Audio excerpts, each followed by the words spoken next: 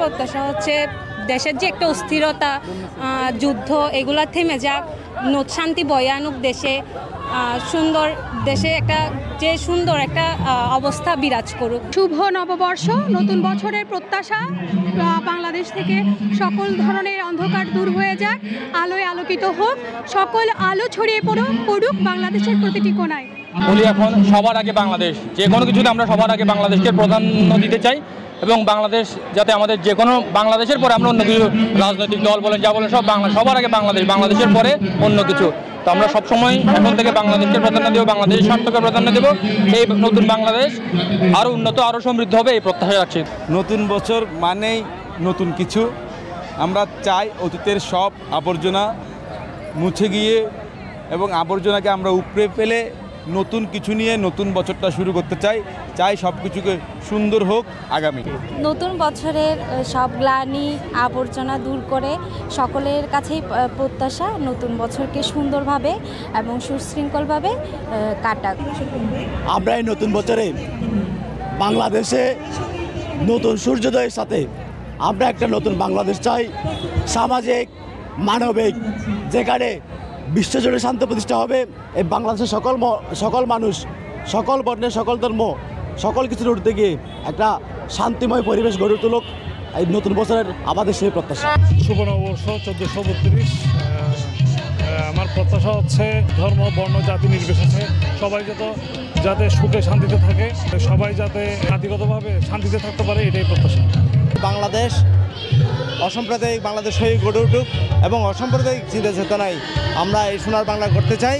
আমাদের সমস্ত ধর্ম, সমস্ত আমাদের সাম্প্রদায়িকতা এগুলির বিনাশ হোক। আমাদের সকল ধর্মের মানুষ যাতে আমরা একসাথে বসবাস করতে পারি এই সুন্দর বাংলাদেশে, সেই প্রত্যাশা করছি আমরা চাই যে বর্তমান বিশ্বের মধ্যে যে ধরনের যুদ্ধ সংঘাত চলছে সেই সমস্ত যুদ্ধ সংঘাত নিঃসরণ হোক এবং বাংলাদেশ তথা সারা বিশ্ব যাতে শিশু থেকে শুরু করে সকল মানুষের মধ্যে বসবাসযোগ্য একটা পৃথিবী হয়, সেই আশা আমরা আজকে ব্যক্ত করছি। সকলকে পহেলা নববর্ষের শুভেচ্ছা।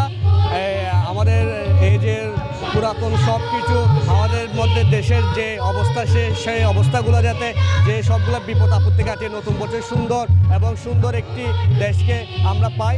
যেভাবে হচ্ছে গাজায় হামলা করতেছে ওটার শান্তি কামনা করছি।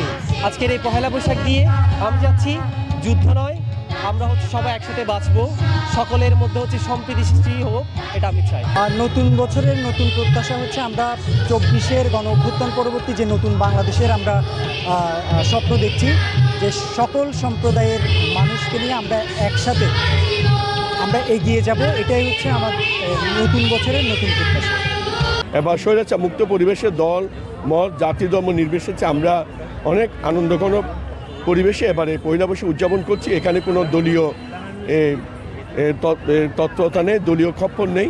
আমরা সুন্দর পরিবেশে করছি। আমরা আশা করছি এই যে নববর্ষ, এই বছর আমাদের সুখী সমৃদ্ধশালী একটি জাতি পাবো, একটি দেশ পাবো এবং আমরা বাংলাদেশের সকল মানুষ, সারা পৃথিবীর বাঙালি জাতি আমরা এই যে আজকে নববর্ষ উদযাপন করছি, এটি যাতে আমাদের মঙ্গল বয়ে আনে এবং সারা বছর যাতে আমরা মানুষ সুখে শান্তি থাকে, কল্যাণে থাকে, আমাদের ফসল বৃদ্ধি হয়, আমাদের উৎপাদন বৃদ্ধি হয়, আমাদের সাগরে মাছ পাওয়া যায়, সব মিলে একটি যাতে বাঙালি জাতি কল্যাণ বয়ে আনে এই বছর, সেটি আমরা প্রত্যাশা করছি। পয়লা বৈশাখ বাঙালির সংস্কৃতির এক অনন্য অংশ।